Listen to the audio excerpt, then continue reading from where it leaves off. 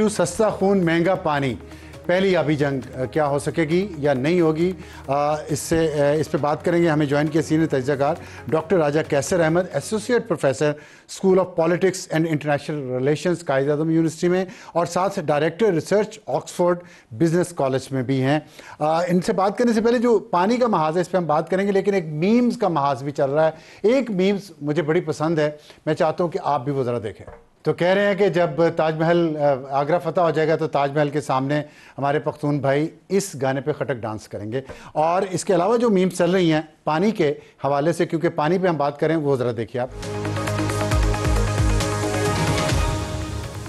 ये देखें, अब अमान शुक्ला हैं इंडियन, उन्होंने किया है कि Indus water treaty agreement with Pakistan cancel. अब पानी कैसे पियोगे, उसे पानी पी के दिखाया जा रहा है। फिर है कि इंडिया पानी खोलो, बर्तन धोने हैं, मजाक उड़ाया जा रहा है। फिर भारत ने दरिया जले में पानी छोड़ दिया और उस पर खुशियां मनाई जा रही हैं पाकिस्तान में कि आ गया आ गया आ गया पानी आ गया। तो आप देख रहे हैं कि पाकिस्तानियों ने इतनी सीरियस संजीदा सिचुएशन को भी एक मज़ाहिया तरीके से हैंडल किया है, लेकिन ये मसला बहुत सीरियस है और इस पर एक दुनिया की पहली आबी जंग भी हो सकती है। डॉक्टर राजा कैसर अहमद साहब, आपसे बात का आगाज़ करने से पहले आपका एक मैं ट्वीट लोगों को दिखाना चाहता हूँ जो कहते हैं प्रोफेटिक वर्ड्स, और आपने पेशीन हुई आज से 5 साल पहले की, कुछ 1-2 हफ्ते पहले की बात नहीं है।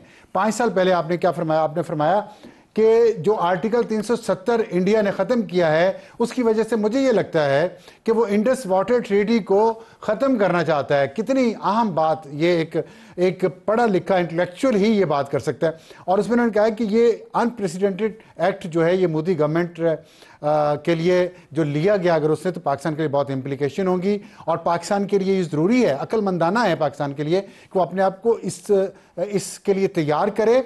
और लेकिन 5 साल गुजर गए और अब आके इंडिया ने ये काम कर दिया है और हमारी डोमेस्टिक सिक्योरिटी के लिए, हमारी ज़राअत के लिए एक बहुत बड़ा ख़तरा पैदा हो गया है। इस पर पाकिस्तान ने पिछले 5 सालों में कुछ नहीं किया और उसकी वजह यह है कि ideological momentum of Hindutva driving current policies shows no sign of ending any time soon, और ये ख़त्म नहीं होगा जल्दी। ये 5 साल पहले कहा डॉक्टर राजा कैसर अहमद साहब ने। क्या है आपके पास वो कोई ग्लोब है जिसमें देख के आपने ये पेशीनगोई की थी और अब ये हो गया? बहुत शुक्रिया अफसार साहब। देखिए, इसके लिए आपको भारतीय जनता पार्टी की सियासत को थोड़ा बहुत समझना पड़ेगा। भारतीय जनता पार्टी को हम एक महज एक सियासी पार्टी समझते हैं। ये एक सियासी पार्टी नहीं है, ये एक पूरी नज़रियाती तहरीक है जिसका एक डिफाइंड रिलीजियस एजेंडा है कि उसने एक हिंदू राष्ट्र बनानी है। और ये जब से ये पार्टी बनी है इसने अपने जो गोल्स अनाउंस किए हैं, जिसको ये वन आफ्टर अनदर चेज करते जा रहे हैं, वो उनके अंदर ये चीज़ें पहले से मौजूद थी कि उन्होंने राम मंदिर को तामीर करना है। वो ठीक है, आर्टिकल 370 उन्होंने ख़त्म किया। यहाँ इमरान खान की हुकूमत, जनरल बाजवा आर्मी चीफ, उनको पेंटागन ने सलामी दी और खान साहब ने कहा मैं दूसरा वर्ल्ड कप जीत के आया हूँ।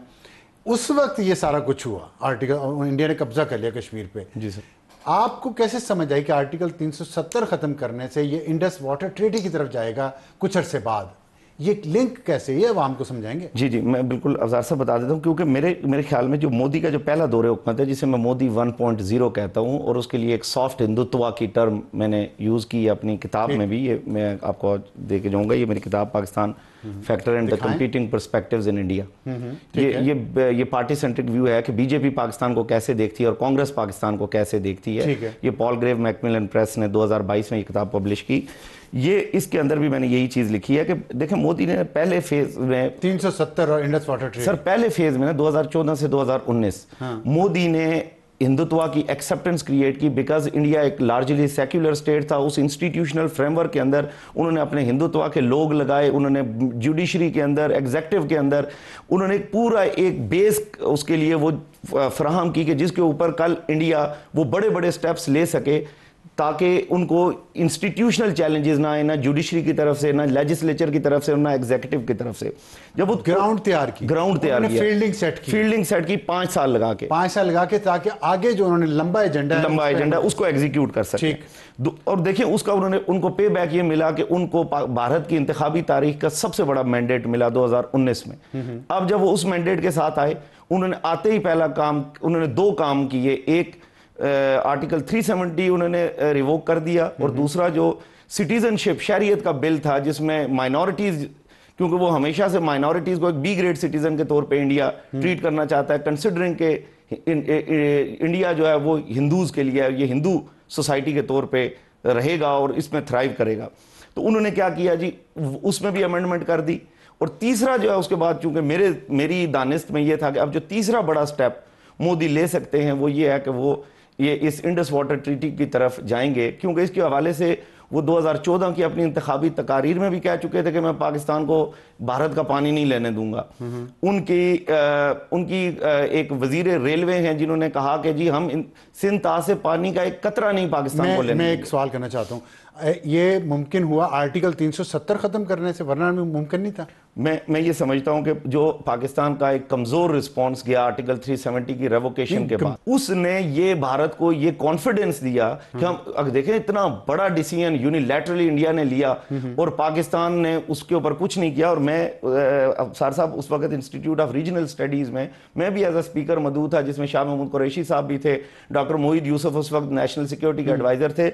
मैंने वहां पे कहा कि ये एक हाई टाइम है कि आप शिमला को रिवोक कर दीजिए। ये आपके लिए, इंडिया ने इंटरनेशनलिज्म से कश्मीर डिस्प्यूट बायलैटरलिज्म पे आया शिमला के थ्रू, अब इंडिया ने यूनिलैटरली आर्टिकल 370 रिवोक किया है, आप शिमला को रिवोक करें।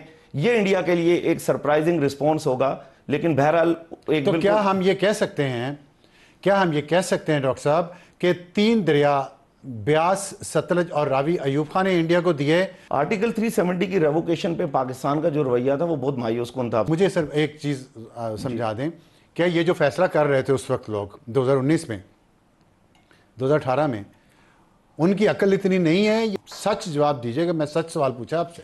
देखिए अबसार साहब, ये बड़ा ही आपने बड़ा पर्टिनेंट क्वेश्चन है कि देखिए कि क्योंकि इस चीज ने इंडिया को इतना बड़ा एडवांटेज दे दिया कि वो इतना बड़ा स्टेप, उनको लगा कि अगर हम कश्मीर को खा पी गए तो हम ये इंडस वाटर ट्रीटी के ऊपर भी हमलावर हो सकते हैं। लेकिन मैं ये समझता हूं कि इंडस वाटर ट्रीटी के ऊपर जो पाकिस्तान का रिस्पॉन्स है वो बहुत ही प्रोएक्टिव और वो बहुत ही रोबस्ट है। हमने शिमला अब आके इस वक्त देखें जी, आपने शिमला हेल्ड इन अबेंस कर दिया। वो जो चीज उस टाइम भी मैंने कहा कि आप 2019 में कर देते हो, आपने 2025 में कर दी है।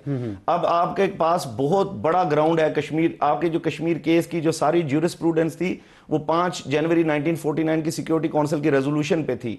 अब आपका कश्मीर का डिस्प्यूट जो शिमला की वजह से कॉम्प्रोमाइज हुआ था, अब 5 जनवरी 1949 की पोजीशन पे आके खड़ा हो गया। अब आप इंडिया को डिप्लोमेटिक ब्लिट्जक्रीग के थ्रू इंडिया को आप डिफेंसिव कर सकते हैं। अब वो बायलैटरलिज्म पाकिस्तान के गले में नहीं पड़ा हुआ, क्योंकि जब भी आप इंटरनेशनल कम्युनिटी के पास जाते थे कश्मीर के ऊपर तो वो कहते थे आपने तो शिमला में कहा है कि जी हम बायलैटरली इसको रिजॉल्व करेंगे। अब ये बायलैटरलिज्म खत्म हो गया। पाकिस्तान ने बड़ा एक मुतासर कुन और एक बड़ा प्रोपोर्शनेट रिप्लाई, और उसी दिन हमने जो सबसे हमारा जो डीपली पेनिट्रेटिव मिसाइल है उसी दिन हमने टेस्ट किया और इंडिया को ये बताया। उसका नाम क्या है? शाहीन जो हमारा सर, शाहीन, जिसका जो और उसको हमने टेस्ट किया और हमने इंडिया को ये बताया कि ये हम तैयार हैं और हमारी जो ऑपरेशनल प्रिपेयर्डनेस है वो बिल्कुल रेडी है।